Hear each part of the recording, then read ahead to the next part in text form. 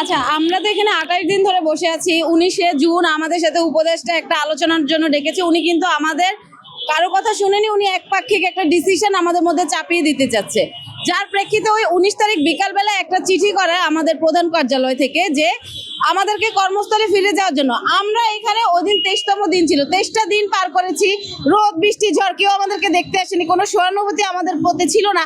উনাদের একটা চিঠিতে আমরা চলে যাব, উনারা নিয়ম ভেঙেছে, উনাদের কথা রাখেনি। আচ্ছা, কিন্তু গত রবিবার যখন হচ্ছে যে দেখছে যারা আন্দোলনরত এবং কর্মবিরতিতে আছে কেউ যায়নি অফিসে, এখন গণহারে কি করতেছে, আমাদেরকে শোকজ দিচ্ছে।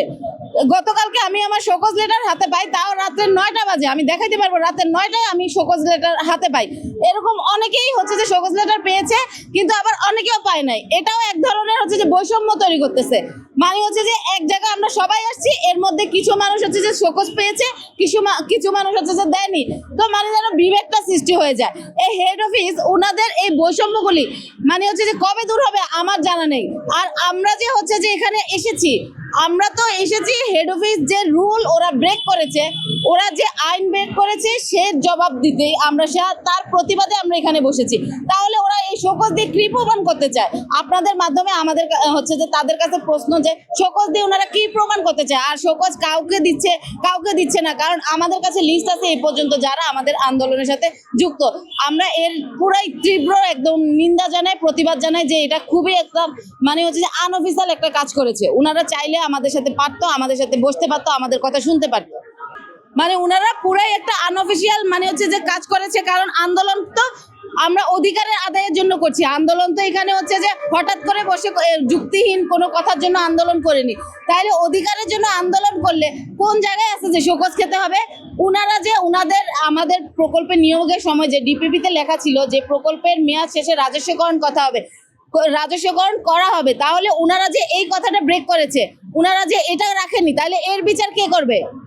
এর বিচার আমি হচ্ছে যে আমাদের প্রধান উপদেষ্টার দৃষ্টি আকর্ষণ করছি, ওনার কাছে ছেড়ে দিচ্ছি যে আমরা একটা প্রকল্পে নিয়োগ পেয়েছি, একটা প্রসেসের মাধ্যমে হচ্ছে যে নিয়োগ হয়েছে আমাদের, এবং সেটা যেন হচ্ছে যে ওনারা অব্যাহত রাখে, যে প্রসেসে যে কমিটমেন্টে আমাদেরকে নিয়োগ দিচ্ছে সেই কমিটমেন্ট যেন ওনারা রক্ষা করে, তাহলে আমরা হচ্ছে যে ঘরে ফিরে যাব। না, এই যে আমরা 28তম দিন পর্যন্ত আজকে আমরা সন্ধ্যায় বাসায় চলে যাই না, তবে কিছু মানুষকে আমরা পাঠিয়ে দিই যারা হচ্ছে যে অসুস্থ, যাদের হচ্ছে যে ছোট বাচ্চা আছে।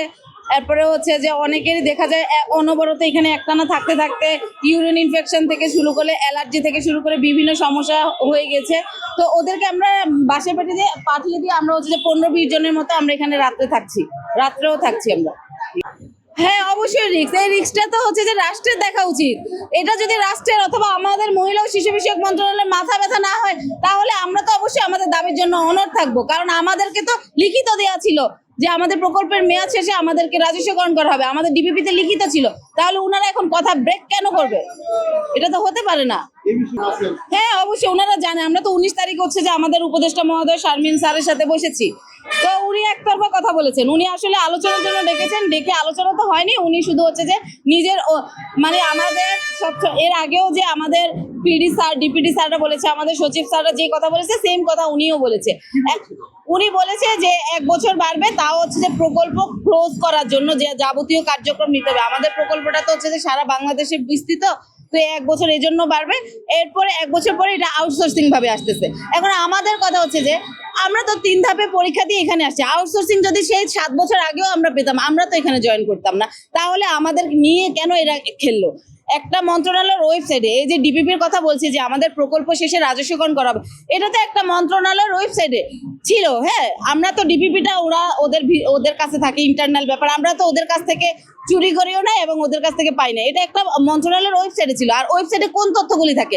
আপনি একটা জাতীয় তথ্য বাতায়নে কোনো কিছু দরকার হলে আপনি হচ্ছে যে কোনো অফিসারের নামও যদি আপনার দরকার হয়, আপনি ওয়েবসাইটে যাবেন, ওয়েবসাইটে আপনার ইনফরমেশন থাকবে। তাইলে ওয়েবসাইটে যদি ভুল অথবা ভুয়া ইনফরমেশন থাকে, তাহলে এর দায় কি আমরা নিব নাকি? এর দায় তো আমরা সাধারণ মানুষ, এই যে 7টা বছর অপচয় করেছি, আমরা নিব না? আমরা হচ্ছে যে ঘরে ফিরে যেতে চাই, আমরা আসলেই চাই আমরা চাকরিতে ফিরে যাই, এই জন্যই লড়তেছি। এটা আমাদের যেন দাবিগুলি মেনে নিয়ে আমাদের চাকরিতে ফিরে যাওয়ার ব্যবস্থা করে। যতদিন দাবি না মানে ততদিন তো আমাদের আন্দোলন চালাতে হবে, কারণ এটা আমাদের রুজি রুটির ব্যাপার। উপদেষ্টা মহোদয় স্বয়ং নিজে বলেছে আমরা সিম্পিতি পাওয়ার জন্য বাচ্চাদেরকে নিয়ে আসছি। আরে বাবা, বাচ্চার মারা হচ্ছে যে বাচ্চার ভবিষ্যৎ সুনিশ্চিতের জন্য সে কাজ করেছে, চাকরিতে ঢুকেছে। এখন দেখছে যখন বাচ্চার ভবিষ্যৎ সুনিশ্চিত না, চাকরি হচ্ছে যে কয়দিন পরে নাই, তখন কি সে বাচ্চা নিয়ে হচ্ছে যে রাস্তায় নামবে না? সে দুধের বাচ্চাকে কি বাসায় রেখে আসবে? এই জিনিসটা যদি আমাদের উপদেষ্টার মধ্যে মহিলা হয়ে না বুঝেন, তাহলে কে বুঝবে? উনি বলতেছে আমরা ব্ল্যাকমেল করতেছি, বাচ্চা নিয়ে এসে সিম্পিতে দেখিয়ে ব্ল্যাকমেল করা হচ্ছে সরকারকে। এটা কি ধরনের ব্ল্যাকমেল? উল্টা উনারা আমাদেরকে ব্ল্যাকমেল করতেছে। কারণ হচ্ছে যে উনারা এই যে বাচ্চা নিয়ে এখানে আমরা পড়ে আছি, আমরা এখানে নারীরা পড়ে আছি, উনারা আমাদের দিকে তাকাচ্ছে না। এর চেয়ে বড় ব্ল্যাকমেল আর কি হতে পারে একটা রাষ্ট্রে?